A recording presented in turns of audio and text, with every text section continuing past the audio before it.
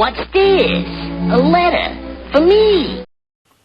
Welcome to another episode of Remember the Great Sports Through the Mail Thursdays. Today I'm going to show you 3 envelopes that I recently got in the mail. One envelope, I'm pretty sure I know who it's from because it actually has his initials in the return address section of the envelope, and I'll show that to you in a second, but I want to verify that it is him before I show that to you. This is postmarked from Kansas City, and it is indeed former Los Angeles Laker, Vancouver Grizzly great, Anthony Peeler on 1 rookie card,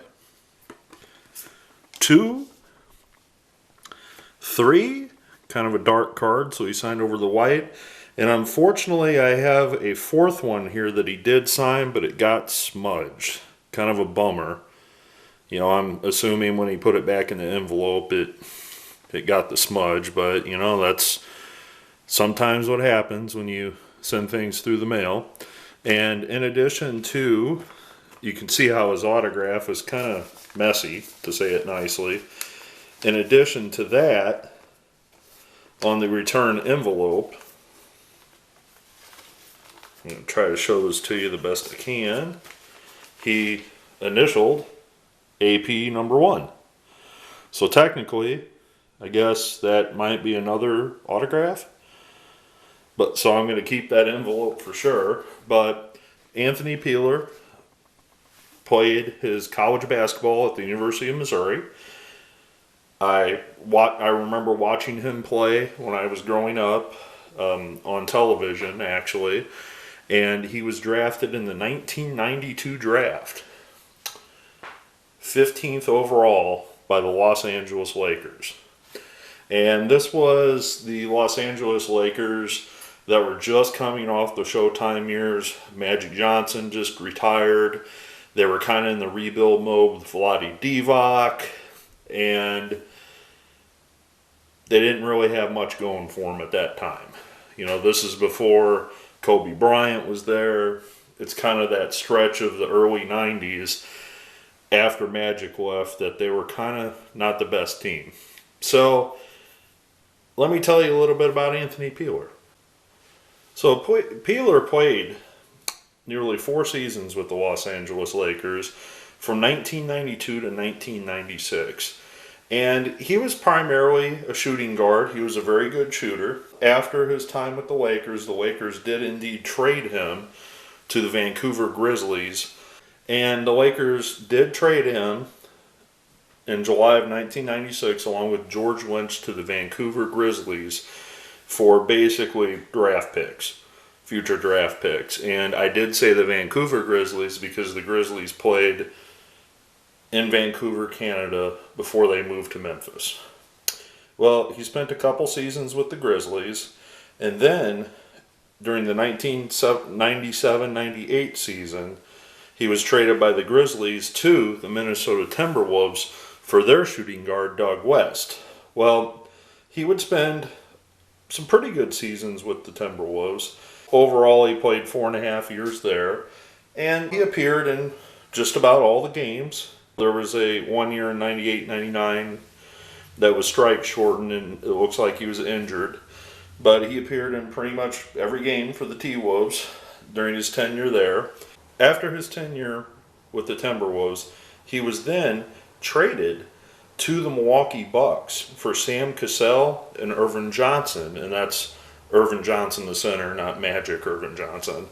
However, he never played in a game for the Bucks as they waived him before the season started. Well, he didn't stay unemployed long because the Sacramento Kings picked him up for the 2003-2004 season. Well, ironically, at 34 years old, he actually, coming off the bench, had a career high 48% three-point shooting percentage during that season. And this was kind of out of the norm for him because most of his career he hung around the 38-39% range, which is, you know, really good. But for whatever reason, that 1 year, things were just working out for him in Sacramento. And the Kings were a good team at that time. And after that season, however, he did not get another contract with the Kings, and he signed with the Washington Wizards. They're the Wizards by that point, and he played his final season with the Wizards in 2004, 2005, and at 35 years old, he retired from basketball. Overall, he averaged 9.7 points per game. He had his best seasons with the Vancouver Grizzlies when he was primarily a starter, averaged about 14 points a game with them. But overall, had a very long, illustrious career, kind of being that shooting guard. He wasn't a superstar by any means, but a very good player for a very long time for multiple teams. So, thank you, Mr. Peeler. Very happy to add your autograph to my collection. All right, this next one, I'm almost positive I know who it is. It's postmarked from Indiana, and it is indeed one of the best nicknames in the history of basketball. And this is none other than Ron Popeye Jones on 1, 2, 3, and 4. And he goes by the name Popeye more commonly, but he's also known as Ron Jones. And I'm going to talk a little bit about his career. Well, Popeye Jones was a power forward that played his college basketball at Murray State University. He went drafted by the Houston Rockets in the second round, and this is the Houston Rockets that would go on to win the championship. And unfortunately, he did not make the Rockets, and they let him go, and he spent some time over in the Italian League. Well, he was successful in the Italian League, and the Dallas Mavericks signed him as a free agent. Popeye more or less burst onto the scene in 1993-94 for the Dallas Mavericks, and he wasn't really a starter. He started about, just over half of the games in his rookie season in 93-94, but he would become a force for the Dallas Mavericks his rookie season and his next 2 years in the league. His best season came when he averaged 11 points a game and averaged 10.8 rebounds a game in his third season with the Mavericks. His tenure with the Mavericks, he basically was a 10-10 guy. He started some games, but he came off the bench as well, but 10 rebounds, 10 points a game, which is pretty solid of a defender as well. Well, after his time with the Mavericks, he was traded to the Toronto Raptors, where he would spend some time with the Raptors, and he would spend 2 seasons with them before he would be traded to the Boston Celtics along with Kenny Anderson. And this is when Chauncey Billups was traded to the Raptors, so he was traded for Chauncey Billups and Dee Brown, who was a longtime Celtic at the time. Well, he would only last the 1998 season with Boston before again he found himself moving again to the Denver Nuggets in a trade. He'd spend a season in Denver, and guess what? He'd find himself on the move again in the 2000-2001 season with Washington. He spent 2 seasons in Washington. One season he appeared in 79 games and started 40 of those, so almost half of the games. And after his second season in Washington, he then returned to the Dallas Mavericks. He played one more season for the Mavericks, only appearing in 26 games, and after that season with the Mavericks, he was again traded to the Golden State Warriors in a deal that sent Antoine Jamison to the Mavericks. Well, after spending very little time in Golden State, he only appeared in 5 games in the 2003-04 season. He was released from his contract, and he never played in the NBA again. A couple cool things about Popeye Jones. He was drafted in the second round, and I mentioned that he played in Italy briefly because the Rockets didn't sign him. I was actually incorrect. He did sign with the Rockets. He just never appeared in a game for him, and they later traded him to the Dallas Mavericks. So I correct myself earlier in the video. His 2 children both play hockey. Yes, not basketball, but hockey. And I find that rather amazing, to be honest with you. His son Seth Jones and his son Caleb Jones are both NHL hockey players, which I think is amazing that a basketball player has two hockey player sons. You would think they'd pick up the sport that their dad excelled in. But after his playing career, he got into coaching. He started coaching at the collegiate level here and there, but eventually he got jobs with the Nets, and he has been with the Indiana Pacers, and he's been with the Pacers ever since 2013, and that's where I sent these cards. So, very cool to add Popeye Jones to the collection. Never gotten him before. Thanks. Alright, so this next one's postmarked from North Carolina.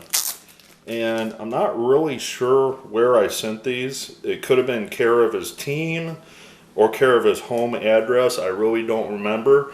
But I'm super excited to get this autograph back in the mail, especially this fourth card that I'm going to show you, because I'm going to try to get it signed by both players. And that is former Cleveland Cavalier great Mark Price on 1, 2, 3, and a 4th with Craig Elo on the Skybox card. And Elo's a really good signer through the mail, so I'm going to probably stick that in the mail and send it to Craig Elo as well. So, Mark Price. Price played his college basketball at Georgia Tech University. He was pretty successful in his Georgia Tech career and was drafted in the 2nd round by the Dallas Mavericks. Now, a lot of you are going to be like, wait a second. Mark Price was never a Dallas Maverick. You are correct. The Dallas Mavericks then chose to trade Mark Price to the Cleveland Cavaliers, which, as you know, is where he was most famous for playing for many, many seasons. His rookie season, he wasn't a starter. He was a backup point guard, and he fared okay, averaging almost 7 points a game. But the next year, he got the opportunity to be the starter in 1987-88, and that's when he really came into his own. He averaged 16 points a game, and he shot almost 49% from the three-point line his second season in the league. And many of you know Mark Price is one of the best pure shooters in the league at that time. As a matter of fact, this Cleveland Cavs team had Mark Price, Craig Elo, and Steve Kerr all playing on that team, which is nuts. All three of those guys are like very similar like players. All could light it up from the three-point line. Well, in 1988-89, he followed up his second year and his third year and made his first All-Star team for the very first time in his career. He would continue to play for the Cavs and would have a stretch from 1991 to the 93-94 season, making 3 consecutive All-Star teams for the Cleveland Cavs. Not to mention, he was also part of Dream Team 2, which was the 1994 version of the Olympic team. They did not play in the Olympics, however they played in the FIBA World Championships and won the gold medal. However, he was not a part of the 96 Dream Team 3 that won the gold medal in the Olympics. He also played in the Pan American Games earlier in his collegiate career. He would continue playing for the Cavs and made a few stops before his career ended, playing for the Washington Bullets, playing for the Golden State Warriors and the Orlando Magic. Well, the first season after he retired, after the 97-98 season with the Magic, he became an assistant high school basketball coach. He would then go on to be an assistant at Georgia Tech, and he would move on to different coaching jobs throughout his entire career as an assistant, as a head coach in the NBA G League or D League, whichever you want to call it. Some of the career accolades, I would guess that Price will one day be a head coach in the league. He's definitely put his time in. He's been coaching for like 20 years now, a little over 20 years, and that's at every level, high school, college, and at the NBA level, just not as a head coach. So keep your eyes open. He might be a head coach someday. These are just some of his career accolades. All-NBA first team, 2-time NBA three-point shootout champ at the All-Star game. His number 25 was retired by the Cavs. His number 25 was retired at Georgia Tech. And like I said, he has the 2 gold medals from international play as well. So very, very happy to add Mark Price to my collection, along with Popeye Jones, And I just dropped my Anthony Peeler cards on the floor except for that one. So thank you, all three of you, for signing for me. I really love adding some NBA autographs to my collection. Look forward to your comments below.